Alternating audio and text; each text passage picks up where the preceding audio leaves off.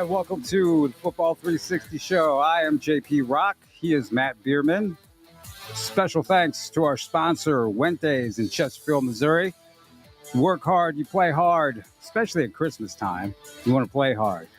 You know, you have family in town, or you're just, out Christmas shopping.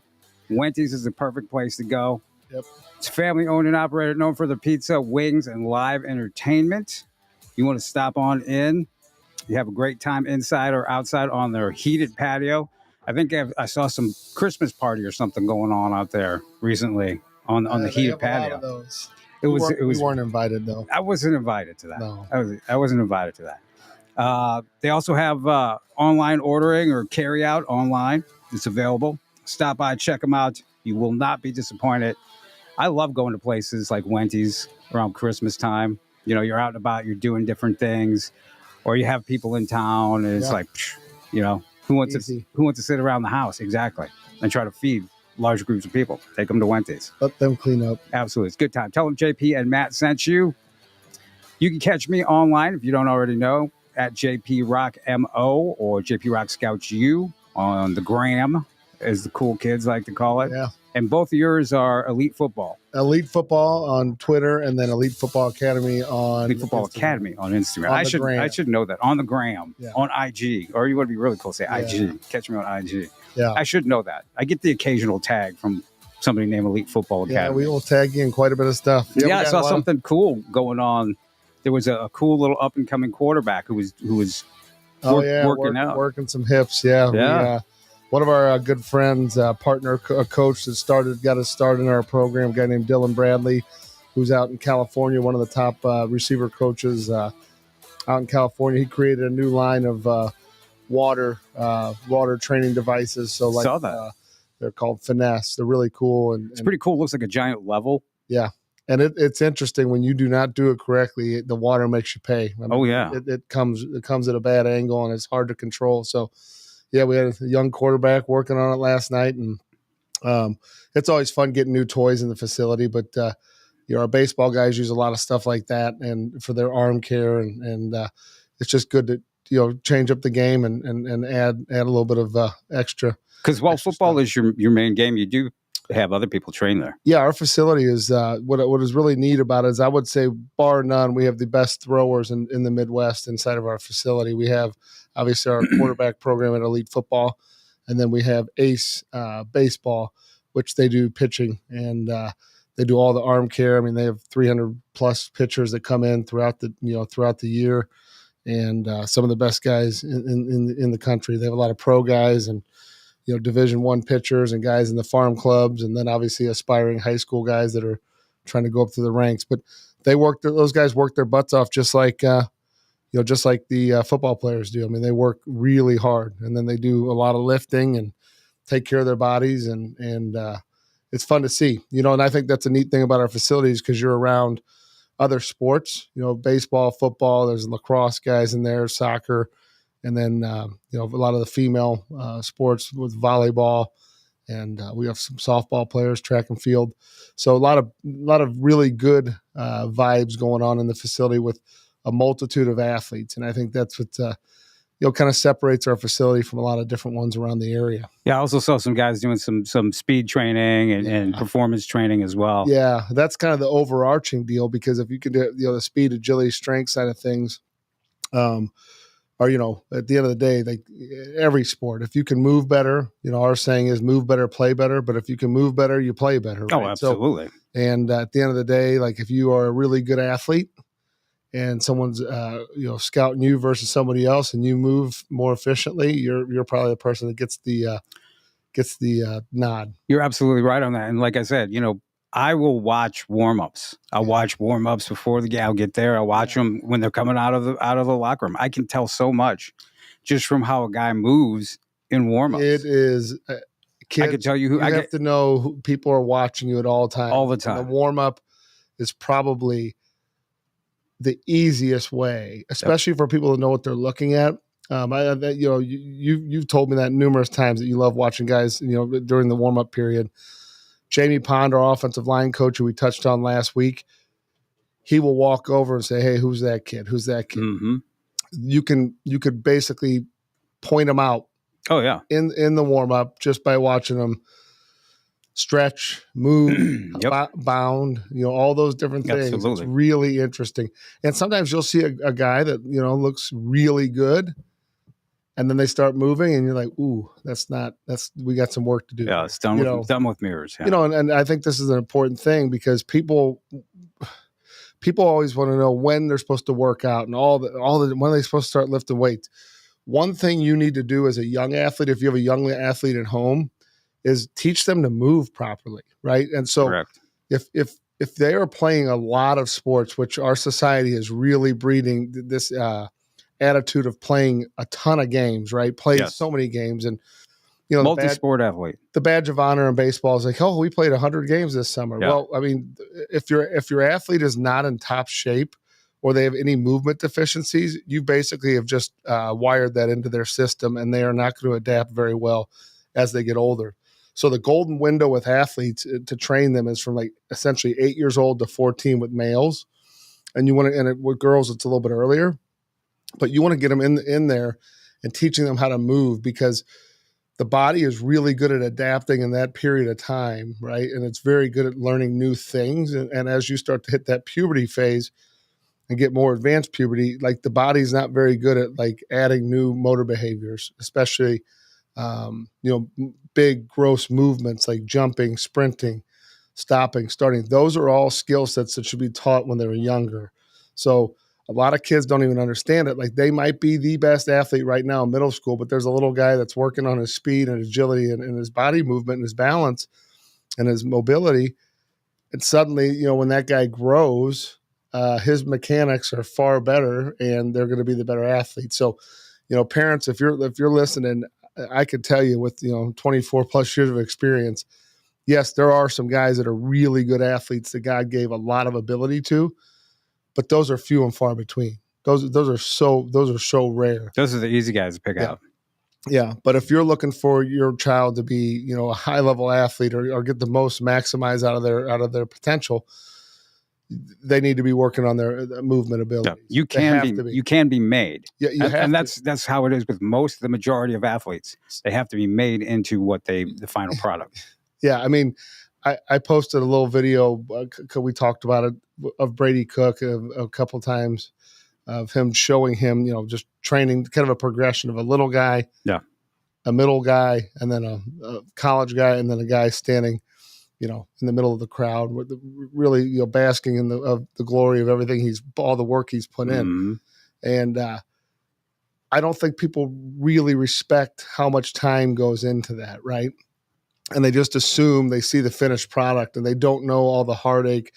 They don't know all the questioning of yourself. The parents, getting their feelings hurt about different situation with teams and all those things that go on and the recruiting stuff. Oh, yeah. And just making it onto the field, let alone excelling. I mean, it is such a huge deal. But if you go back through, there's a pretty typical story with the kids that succeed. And it is, they started at a young age. They weren't forced into it. They enjoyed it, right? And doesn't mean they're going to enjoy it every single time they train. It means that they're going to enjoy the process in whole. And as they get better and better and better, it starts to build on itself. And then you get something. Right. Right. And I think, I cannot push enough that you need to get your kids, like you need to view performance training as an extra sport. Oh, right. Without a doubt. And sometimes that means taking some games off of other sports because, again, if your child has movement inefficiencies or movement flaws and you let them play a bunch of games, they will have that when they're older. It will not change. Oh, absolutely. And, it boils down sometimes to just someone's gait. I can tell when a guy's walking. I don't care if he's a good high school football player or not. Just their gait as they walk. You can tell whether they're an athlete, what's going on with them, how they're going to perform, and that shows. And so you're 100% right. And it's all about trajectory. It's all about constantly getting better. Well, we talked not just about being the middle school stud. Yeah, we talked about it last week. I mean, we're going to get to a point where yes, there's ways that we test. So talking about the combine style testing. 40, vert, broad, and pro agility. Those are the standards. The pros have a few extra tests they like to do because they have more time and They just have they have their ways that they like to do it.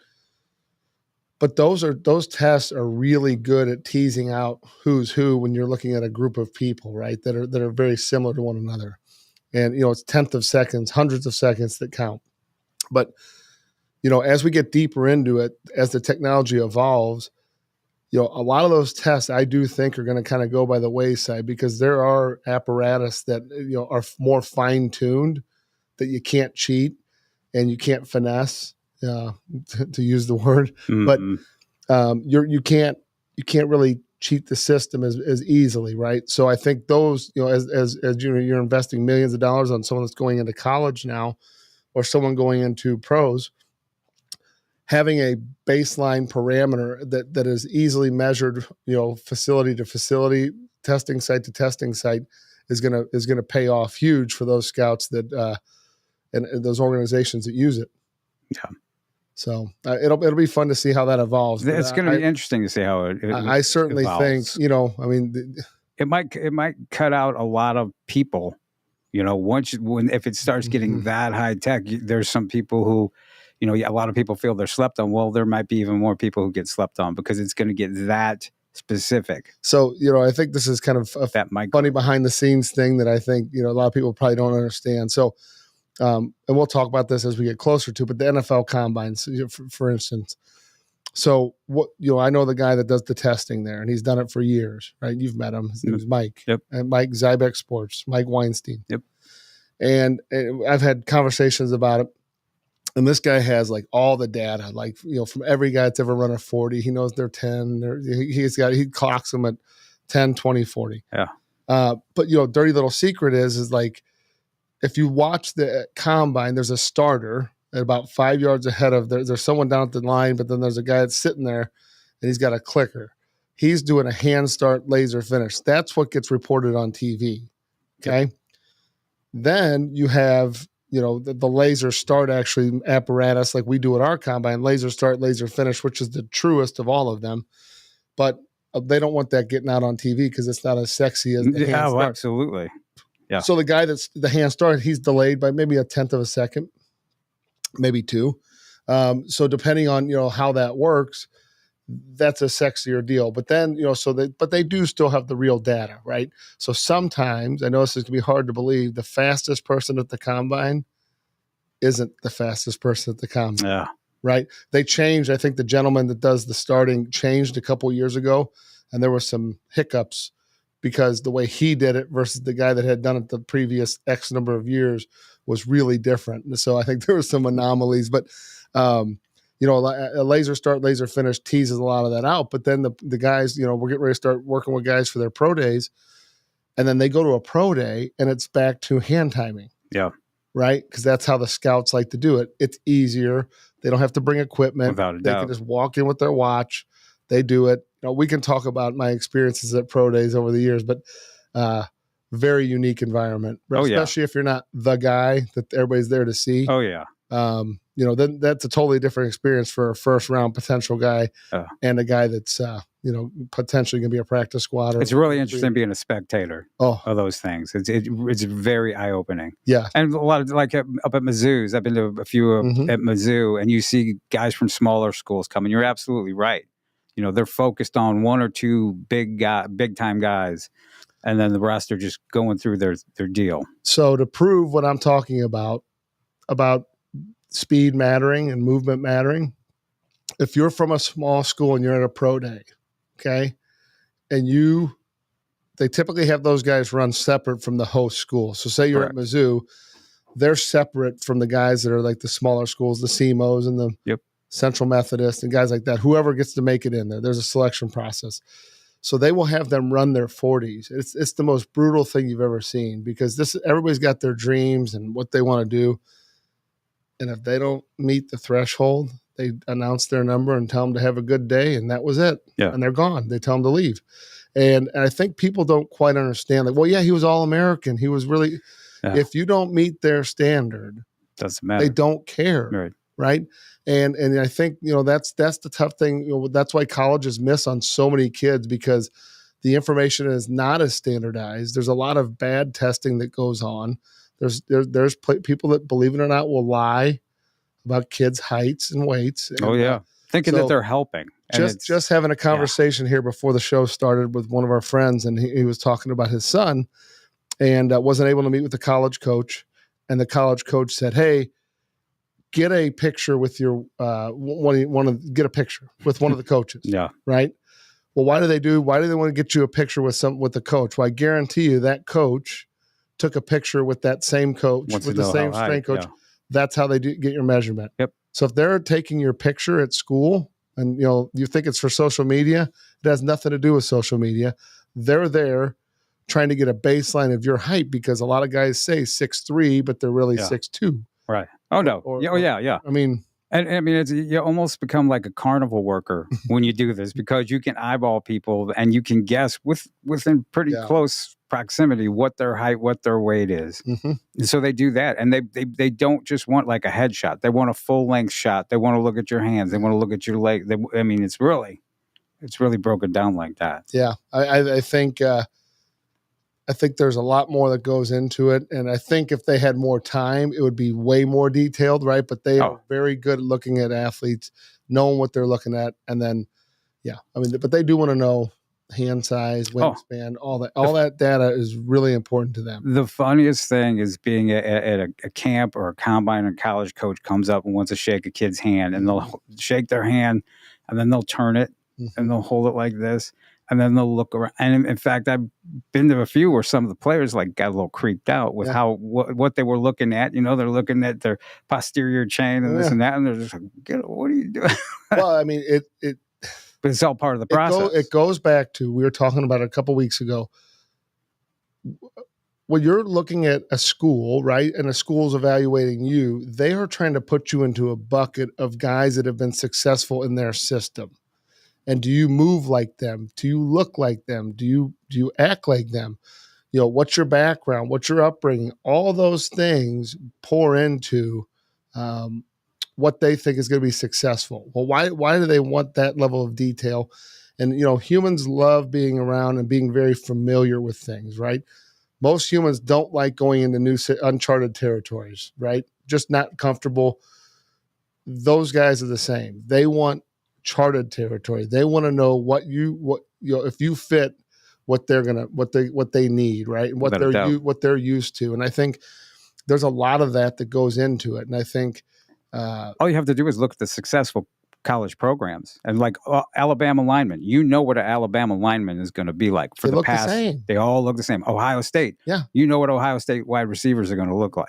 They look the same. And that's what you're talking about. That's the familiarity that you're talking about, and that's what guys look for. They're looking for that peg that's going to fit in that hole. Mm-hmm. And they're looking for the same peg every. And let me tell you, if they get you on campus and realize they made a mistake, now more than ever, you're in trouble. Gone. You are in trouble. Yep. Because they're not going to hesitate. Athletes aren't hesitating to leave. They're not going to hesitate to to pull the trigger. I mean, there's guys that are legitimate, 4 and 5 star recruits leaving. There's also guys. I forgot the young man's name. I feel horrible for him. He was the backup, and he was supposed to get the job at Oregon last year. Bo Nix comes in, so he gets pushed back down. Dylan Gabriel now transfers in, right? A 6-year senior. Yeah. This young man, I guess, posted a picture of him just, with his gear on, basically walking out the door. Yeah. Which you feel horrible for him, because he was a 4-star himself. He got recruited, but they want known entities, right? And they can go find the guy that looks the part and has the reputation and the reps and the stats to back up what they're trying to do. And I you feel horrible, but at the same time, it's a business. You got to pick. More than ever. You got to pick things, pick things that are going to be to your advantage, and situations that are to your advantage. It's a business more than ever, and it's pro sports more than ever. It is pro sports now, and it's going to be it's got to be difficult for everybody, including the fans. Don't fall in love with guys who sign with your team or guys who are at your school, because guys are just bolting like crazy. The guys that a year ago, everybody was giving them adulation. Everybody was giving them adulation. Yeah. Everybody was hyped. Guess what? We signed this guy, and man, he was it. He was it. Boom, he's gone. And that's happening all over the place. And it's crazy that successful guys are just up and leaving their program. I don't know what the reason could be. Yeah. You know, a little bit of cake there, Yeah. and everybody's going to bowl. So it's taking that element out of it from and college football. that is interesting too. And I'd be curious to get your thoughts on this. Being pretty entrenched in what we do in training and know a lot of the athletes and know, and not just in our area, because we know different guys from 7-on-7 and different partner programs and getting to know those kids through partner coaches in other cities. Yep. I don't follow the recruiting stuff, like the stars and all that stuff. I don't follow the stars. I follow recruiting. I don't really. There's a difference. Yeah, right. And but a number of adult men that know that, and they're like diehard for a particular school, that are really on the message boards pinging stuff and getting inside detail, and people are feeding them stuff. I just always find that really intriguing. Obviously, it's a business within a business, and then usually like I'll meet someone that's really entrenched in a particular school, and that I know the athlete that they're talking about. And then it's usually bad information about what they got, or they're getting really bad info. Oh, but yeah. I would tell you, I think we'll see some flips before signing days coming up, right? I think that's going to happen here locally. Next week's going to be very interesting. But on the flip side, I also think some of those kids that maybe are thinking about that might not have played the game as smoothly as they thought they were going to, because they can go find somebody for that 1 to 2 year gap fill. Oh, right. Yeah. If you're Mizzou, you have Theo Weiss. You got him for 2 years. He worked out pretty darn well for them, right? And I think he'll be better next year. So that maybe that fills a spot that someone wanted to come in at receiver, or there's a multitude of things going on that I think with the transfer portal and then guys established entirely changed the game. Yeah. And it's just entirely changed the game. And so that's it. That's just it. And for those guys, I mean, I guess the transfer portal is the new recruiting, right? Yeah. The guys follow. Guys are living by the transfer portal. Well, I've had numerous coaches reach out to me about, looking for specific types of guys that we're aware of, like linemen or receivers that they're in the transfer portal looking, right? Because they're looking to see, can we buy off on some of these guys, right? Yeah. And, I think it's really interesting. And again, who gets punished the most? The high school kids are getting punished the most. I mean, I have not seen a worse environment for high school quarterbacks in my entire time of doing what I'm doing. Correct. There's some really good kids that, quite honestly, unless they were a high level recruit, Elite 11 type guy, that are really falling through the cracks. Now, you could say that because a lot of those lower level programs are going to pick them up, and those kids do well, then they have a shot to make it back out. But right. Again, do I trust the NCAA is going to keep the transfer portal as we know it? Maybe not. Well, it all runs downhill, right? So you're right. There's all these talented quarterbacks who are ping ponging. They're hopping like frogs to different lily pads. Mm-hmm. All the good quarterbacks, and then you have a program like I just saw where like Boise State just lost its all-star quarterback who's transferred to Arkansas. Yeah. Had a heck of a year. Big time 6'6", 230-pound quarterback. They probably he's a sophomore. Yeah. Right? He's a sophomore. He just won the MAC championship. Just right. Just won the MAC championship. Boise State fans are probably like, man, he's the man. We got this guy. Boom, he's gone. Just like that. No, there was no hint that he was going to transfer. I mean, but the opportunity arose, and there's all this money out there floating around. So it's really not college football. It's professional football. It is. And it's rolling downhill. So not only are you seeing the big time quarterbacks just ping pong around to different quarterbacks at different schools, but you're seeing the rung down below the big time schools. They're losing all their star players. Yep. So they're not going to be able to hold on to star players. So they're really going to feeder programs or farm systems, farm teams. So you might want to have like certain schools be farm team for Mizzou. Is what it's going to wind up looking like. That's what they're going to do with the XFL, and that's what it looks like. Yeah. The XFL, USFL will be like a feeder model for the NFL. That. Yeah. So, I think it's a very dangerous spot to be in. Yeah. I mean, I think it's a really dangerous spot to be in because no one's really in control, right? I mean, the big dogs are. I mean, they Wild can West. pull those guys in, like an Arkansas can grab a guy. Yeah. But you look at like another Mountain West. So they had a true freshman, I think, or a redshirt freshman starting at UNLV for Barry Odom. Very good quarterback, right? And had a hell of a year. I think he was the player of the year in the conference, and up against the guy from Boise State just went to Arkansas. Yeah. So what do you have to do to keep that guy now? Because that there's people that are snooping around that are trying to mingle with the players and get messages to them, and got to write a big check. Yeah, and that's it. So you write it. So you have to write a check, and now does that program have the money that an Alabama has, or an SEC or a Big Ten school has? And that therein lies the issue. That I don't know how you solve it. They can't put the cat back in the bag. I think it's pretty much a done deal as far as But I think the next horizon we're going to see is high school sports. And you are going to see it, and it's going to affect the number of kids who want to play that sport, that want to play football, because the opportunities aren't going to be there. Yeah. They're going to find a sport that the opportunity is going to be there, whether it's lacrosse, whether it's baseball, whether it's basketball, because it is. And you're absolutely right. Now more than ever, there's, I'm working on rankings right now for all the classes, and I look and there's guys, and man, their offers. It's like, well, I know this kid can play at this level, but he's only going to get this opportunity. Mm-hmm. He's only going to be able to a chance to play at Graceland University or Mid American Nazarene. Yep. He can play high. You have Central Missouri handing out preferred walk-on offers, right? It's like, so to good kids, yeah. to a 6'7", 300-pound lineman who can play. So it's crazy. Now, you do have some success stories, and to guys out there who do not have offers yet or do not have the offers they want, hang in there, because this signing day is coming up next Wednesday. Yep.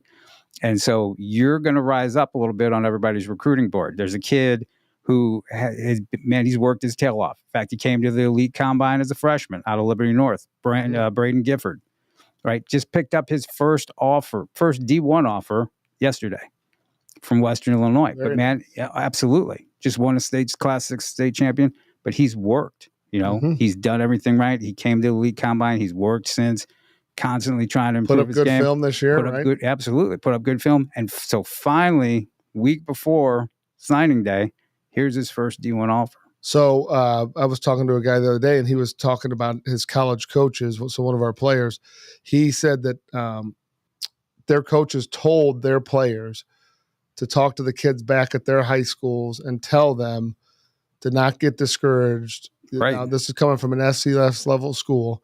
Don't get discouraged, because a lot of this stuff is going to shake out in February.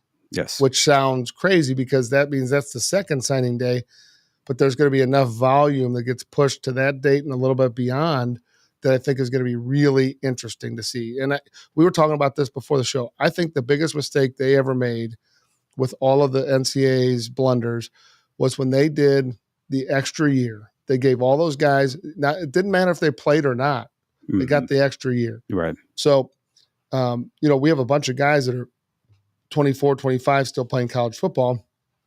Why would they leave? Mm-hmm. They're the older guys. They're getting the playing time. They've stuck through all the hard times. They're getting paid money to stay. Why wouldn't they? Why would they leave? So those guys they have not cleared out. With the NCAA, the major flaw that they did was they did not add scholarship count.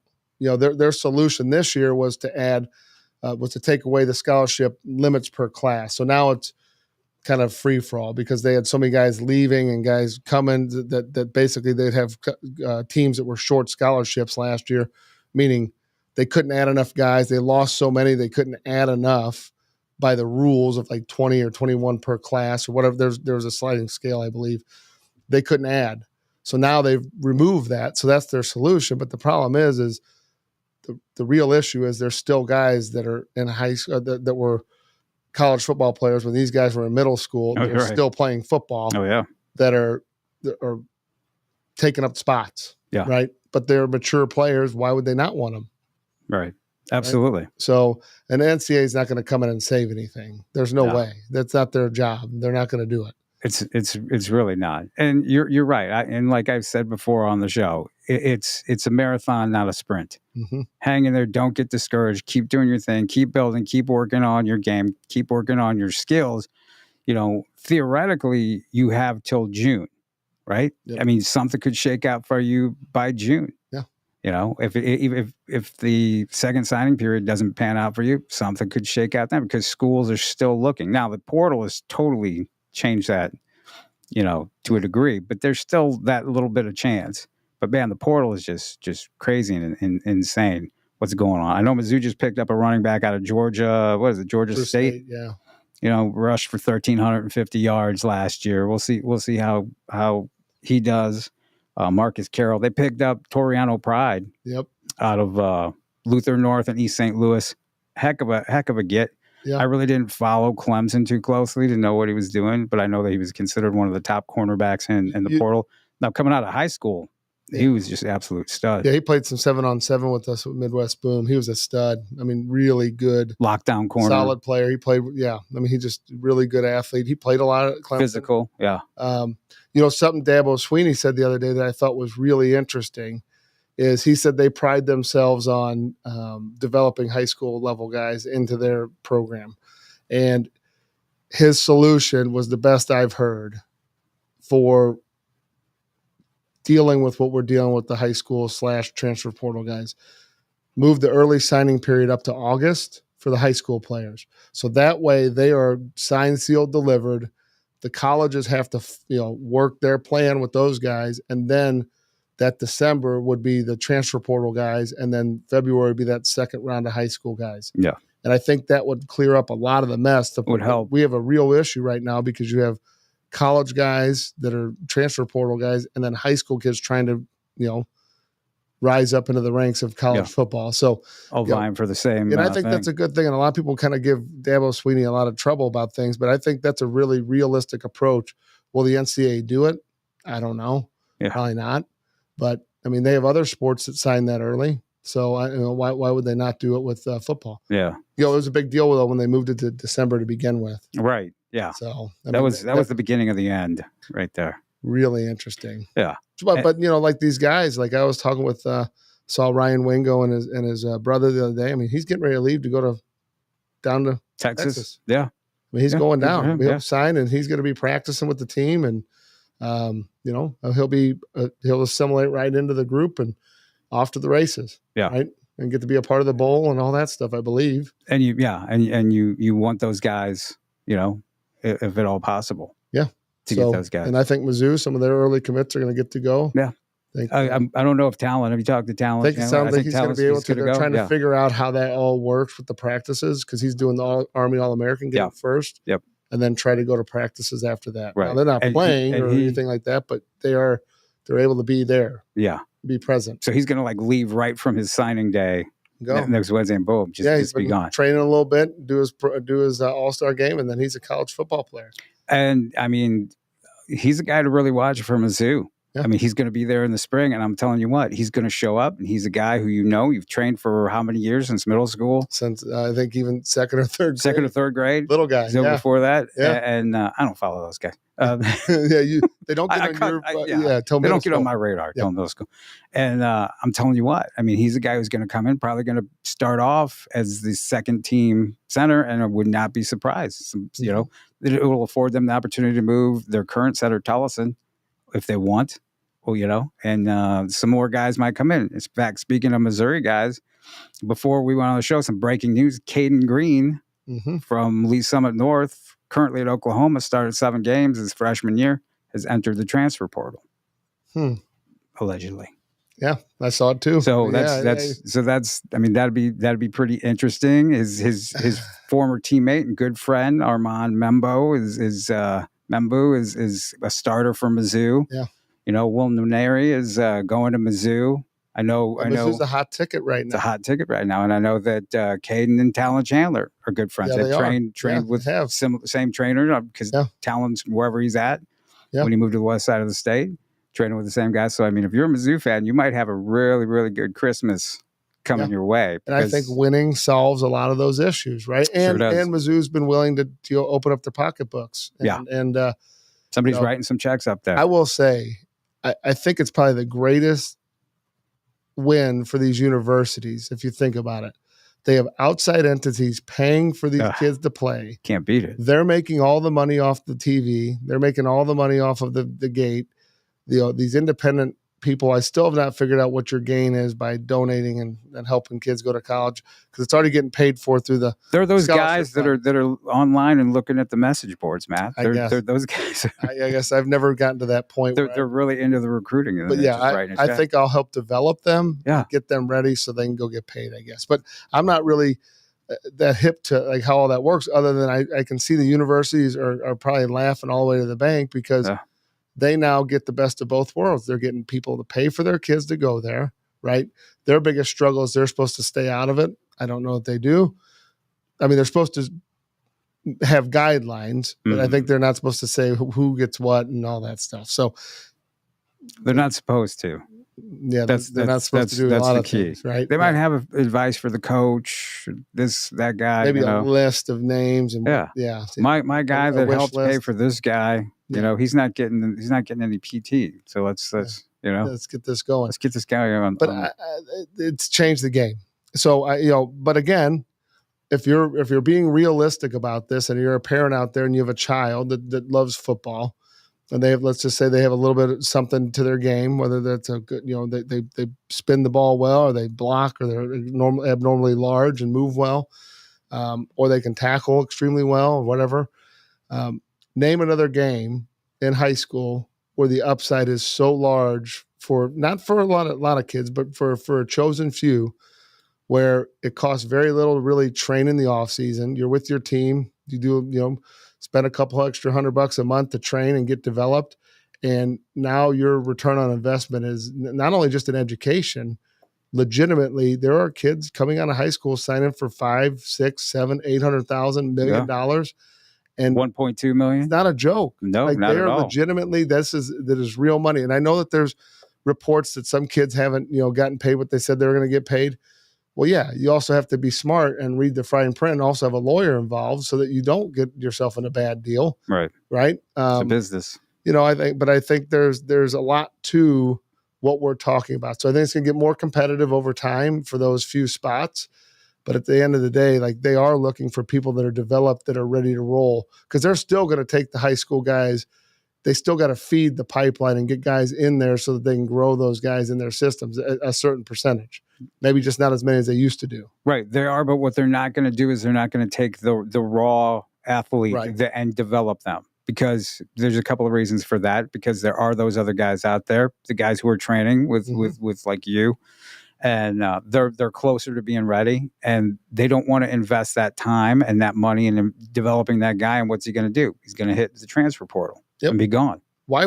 And that's the thing, is, like, as a parent or as an athlete, you have to be realistic. Like, if you think you're that much better, like, the reality of it is you're not that much better. You're really similar to someone else that you just haven't seen yet. Right. Right. And even if they're telling you you're this and that, and you're recruiting, and you have to pick the right spot for you to have an advantageous position to even try and get on the field, let alone stick on the field. Right. And become a household name. But the reality of that situation is that if you don't do it, and you're just plugging along thinking, oh, they recruited me, I got my picture and I did a sweet video and this and that, that stuff goes out the door the second you walk on that campus. It's about business. There are people there that are earning a lot of money to coach football. There's a huge amount of money invested in the support staff, and they don't want to lose. They want to win. They want to climb. They want to get better, because you're going to help them get better. They may reward you for that, but they're not going to waste time. They're not going to. And the dirty little secret is, who's going to develop you in college? They don't have guys that are skills training development experts in college. Right. They have position coaches. I mean, if you go watch a college camp, very rarely are they working on technique. They're evaluating. That's what they are doing, right? Very few camps do you go to where they're actually developing those skill sets, right? Back to the original thing, that golden window from 8 to 14. You want to learn those movement skills. From 14 to 18, you want to fine and refine your technique of your game and your skill acquisition. And then that will continue as you rise through the ranks, but it's usually not because of the coaching you're receiving on your team. Years ago, I was dealing with one of the top agents in the NFL. I'm talking, this guy had everybody, like who's who. So we were talking to him about training some of his guys in the off season. And he had a realization. He says to me, "You're right, what you're saying." He's like, "These guys are not technique coaches." He's like, "No, and that can help my guys stick around longer in the league if they're better at their skills, because that's when they can be learned. They can learn those skills and refine what they already have as they get older, or keep them sharp, right?" And a position coach in college is much like a position coach in the NFL. Just go look and see, read their bio. Most of them didn't play the position. Most of them have been multitude of different positions. They're running back coach, O-line coach, DB coach. They are a manager of a position group. They are not there to develop you.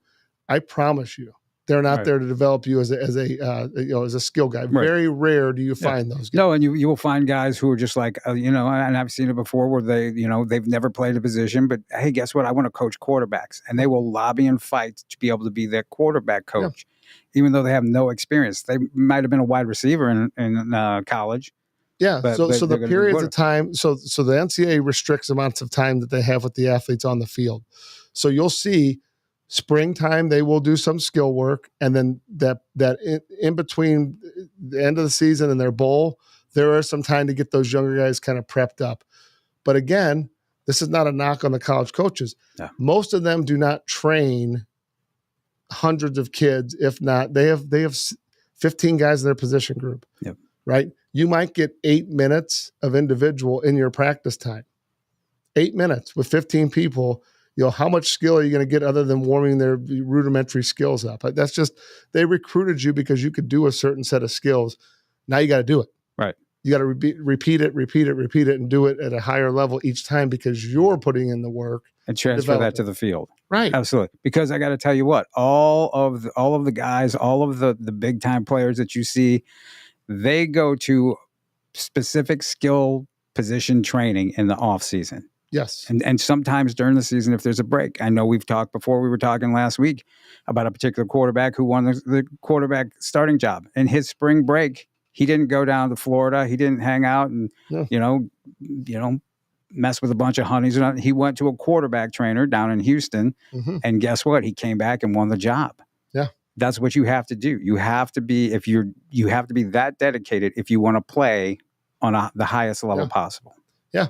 So, again, get around people that can help you. Ask questions. Don't just go through and think because you are the guy or because you were slept on that someone owes you something. It doesn't work that way. Yeah. It's all about results. Yes, I will say the line is extremely thin. You are most of the time people are correct. Like they just need a chance. Yeah. But you have to work and be ready for when that chance comes. I mean, I'm looking at a situation in the NFL. Tommy DeVito, no disrespect. I watched him quite a bit in college. Decent. Good. Tommy Colcutt. But now you look at him. He's in the NFL. He's in the right system. They're bringing him along. Yeah. He's doing extremely well. So my hat's off to him. Yeah. Now, he can also make the throws. Like that's what people understand. When I'm saying he was good in Illinois, maybe it was the system he was in. Right? Maybe they didn't utilize him to his full extent. Because now if you look at, he threw a ball last night in the game that moving to his right, back of the end zone, over two defenders, the back of the end zone. Unbelievable, elite level. But I would argue most of those guys playing Division I football have been spread out through the years, and people know who they are, and they all can do that if given the right opportunity. Right. Right. Well, when you're being recruited now more than ever, you need to do the research. I know that a lot of people fall under the trap that I'm getting recruited, and they're happy to be recruited, right? They're getting attention, they're feeling loved. You need to do your recruitment of that school, right? You need to do your research. You need to find the perfect fit. What's the depth chart? Do they fit your skill set? You can't just fall in love with, that's whatever and man, they play on TV a lot. You really need to do your homework, your research, and find the right fit. Because you see a lot of guys who go to the wrong school. I know this might be controversial, but you kind of got to do that in high schools in some regard. Well, we can talk about that too. Because And that's really huge. And if people ask me, I will let them know about specific schools because I see it far too often that there are schools. I could name a handful of schools right now off the top of my head where there are players on a team, and guess what? They're not going to get the opportunity to showcase their skills because they have guys in front of them, some who are major D1 college, and guess what? They're on their second school. They already transferred from one school to another. That's a dangerous business, transferring to high school. If you haven't moved, is. And you got to, and if you're going to do it, you better not wait till your junior year to do it, because guess what? You might not be able to play. We've seen it happen a bunch of times. All the time. Or you might be able to play a shortened season. If you're a quarterback, I have been around so few guys that have not started as sophomores that are the guys that become the guys, right? So there is a guy locally that just got offered, Dylan Duff. He worked his tail off. He got to play a little bit. They had a senior last year. So, he got his junior year, had a really good year. But he was so prepared, right? And he did so well at the summer camps that going into during his sophomore year, the end of his sophomore year, he had offers as soon as his sophomore year ended without playing. He was behind someone that was really good. He is the exception. That is very rare that you see that, right? Because they want to see the game film. But he threw so well at Lindenwood camp, he had guys immediately pop on him immediately, right then and there, right? So that same scenario, though, I watched two freshmen last year at SEC school, walks over, they're throwing, and the guy walks over and asks me, hey, do you know who those two guys are? I said, yep. I told him who they were. He's like, how do you know them? I said, we train them. He laughed, right? Because he had already asked me about 5 other kids. Yeah. I said, well, yeah, we train them. If you don't think mechanics matter, they matter, because someone's going to sit there and watch. They want to see clean mechanics. I've been doing this a long time. I know we're not the hip new, throw out the sidearm, all that crazy stuff. Hey, stop that. Yeah, stop it. Knock that off. Yeah, fine. Because I'll tell you what. I could name somebody right now who that sidearm deal cost them the opportunity to play in the SEC or the Big 12 or a lot any other P5 school. They checked all the boxes other than that. And let me tell you something. They were replaced by somebody who wasn't as good at this point. Yeah. That's the way it goes, though. That's the way it goes. And if you think you're being cute and all those different things, at the end of the day, someone always is going to be watching you in the warm-up. They're going to be watching you in drills, or they're going to watch you throw live, 1-on-1 or 7v7. Get back to somebody's always watching you. Someone's always watching. Always watching. So you think you're taking reps off, right? You go back to that little video we showed that you talked about at the very beginning, right? We're working on footwork and mechanics of the lower body, right? That is more important than worrying about what your arm does, right? Because your arm is an implement. It's part of your body. So same thing with the pass set, same thing with the learning how to rush properly on defense. Like, there's so many people that are willing to give you their piece of advice, but if they haven't done it themselves, and I don't even care if they played, right? Have they coached somebody that has gone on and done it at a high level? That's what you need to know, okay? Just because someone played does not mean they're a good coach. That's been proven time and time again. Just because someone hadn't played and they coached doesn't mean they're a good coach either. But if you start to look at what the lineage, the line, right? I look at it. There's 2 kids that we started training when they're young guys that are class of 2025. A bunch of them we've trained. 2 that had the gifts, right? But they worked their tails off. They both have SEC offers as juniors, rising seniors. Yep. That's not easy. Nope. That is not to be overlooked. That is not an accident. That's not just someone that showed up for fun, right? One of them is a Class 5 Offensive Player of the Year. Yeah, and you know what? Both of them. One, I can tell you this. I told his dad, and I never do this. I never, ever. I don't like putting situations and putting too much pressure. But I pulled the dad aside and said, hey, I think he was in 7th grade, 7th going into 8th. I said, hey, I know you guys like other sports. That's great. I'm just telling you what my perspective is. Your son's a Division I quarterback. He probably thought I was crazy when he was a sophomore and hadn't touched the field yet, right? Yeah. Thought I was crazy. And then we're game planning for the summer, and then he starts getting offers. And his dad said something to the effect of, yeah, you were right. Well, yeah, I know. Yeah. I'm not trying to be braggadocious. Right. Listen, I'm not going to point out a Division I basketball player. I don't know what they look like. I know what the other positions look like because I've seen it so many times, right? We talked about Robbie Preckle, the kid at Lafayette. Turn on a film. I was talking about him as a freshman, and you turn on his film now, he is a dude. Whoever gets him in college, he has a legitimate shot to play as a true freshman, in my opinion, depending on what system he goes to, right? That's a lot to say about a kid. But if you look at how he works and what his demeanor is and his level of attitude, guys like that win because they have different attributes than other kids, right? And that's what colleges are trying to find. Yeah. If they listen to guys like yourself and myself. Oh, yeah. Yeah. Right? Yeah. Parents, I love it. Parents really freak out when you tell them that their kid's a D1 guy, and they're not, they have no idea. Yeah. And I mean, that's a shame of it is parents really are behind it. They don't know. And I'm talking about people who know football, people who've played the game of football. They just don't have the ability to evaluate even their own kid as to what level they are. I'll give you kudos, Ryan Jostis. Yep. Right? He comes in, he's training. JP's like, hey, this dude's got a lot of potential, right? Yeah. He's got size. But you were straight up with him. What'd you say? You better start training. Yeah. You got to get better. Oh yeah, absolutely. No, did that talk to Ryan and his dad as when Ryan was a freshman. Ryan was still in love with basketball. He's a 6'6", 210-pound skinny kid on the basketball court. But he had that athleticism, he had the feet, this and that. Well, he wants to play tight end. Yeah, he did. Did that as much as even went as far as playing tight end on Boom. He's played 7-on-7. Yeah, he was impressive though. He scared a lot of people. He was. But his size and his jerseys on with big boots that weigh 270 Absolutely. pounds. And you know what? Ryan could run the routes. He could run. He could get open. Yeah. It was the finishing off of the hands was a slight problem. Yeah. But guess what? You line him up against people now. He's 6'6", 290, close to 300 pounds. He'll put you on the turf every time. Got good hands, got good feet. Great hands and feet, but even more so, he's aggressive. His blocking, his run blocking is just phenomenal. You won't find anybody better in the state. Nasty. Well, maybe Talent Chandler might say something about that. They got probably two of the best run blockers. Without a doubt. And they are, I would argue, in the state, but probably some of the better guys in the country. Yeah. Because they're big, strong, athletic, technical. Oh, absolutely. Both those guys are going to play. Yep. They're going to play at Mizzou. Yep. They're not well known, and you know what? And this is the thing: you talk about the guys who spend all their time looking at the stars and who's this and that. People don't know about these people, right?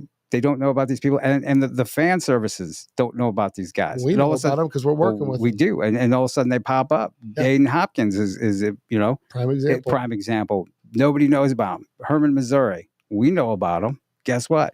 Hey, you need to come to the Elite Combine. He shows up at the Elite Combine.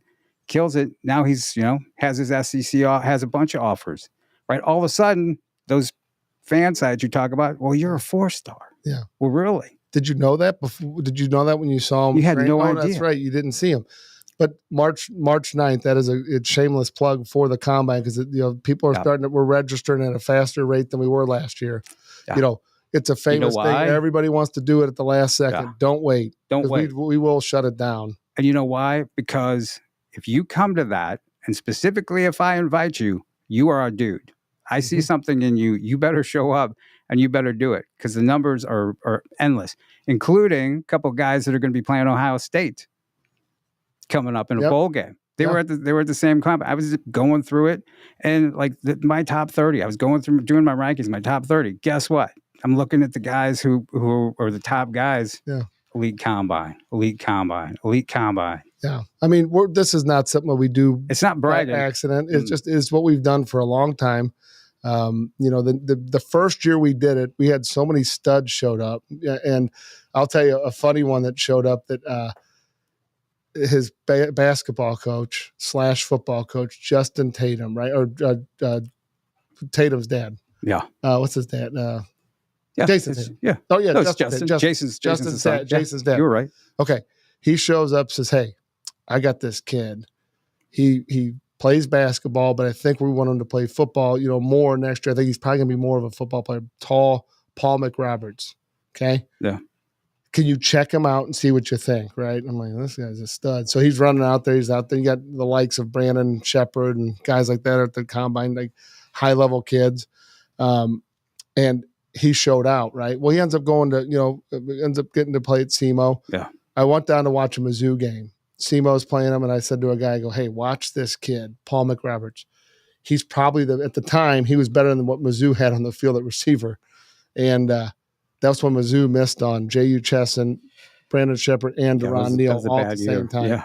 And they needed him badly. So he dominated. I mean, SEMO got beat, but he was out there like a man amongst boys. Well, he ended up playing the NFL for a number of years, So a guy who had very little football experience was discovered there, right? I know you saw him. People start talking about him. Suddenly he ends up, SEMO, he's the best guy there. They don't miss you. They can miss you coming out of high school. They're not going to miss you coming out of college, right? And now, as the data gets better, hopefully they don't miss you coming out of high school. Right. But if you work, you increase your odds. If you do all the fancy stuff and you think it's about the videos and you think it's about, filming 1 or 2 reps, I could care less about that. There's somebody that's in our facility that is putting in the correct reps, doing the right lifting program, right? And getting their body in shape at the right time to peak when they're supposed to peak. Yeah. At the end of the day, that's how it works, right? And that guy, you do not know what he's doing until you show up. Last thing, a number of years ago, they don't let a lot of the media down on the field at Lindenwood, right? So the national writers are up in the stands. College coaches are on the field. Our staff is on the field because we're helping operate. And then that's pretty much it, and all the kids. So there was a national writer who was up in the stands, and he wrote an article about all the linemen, right, like that he saw. Every single kid.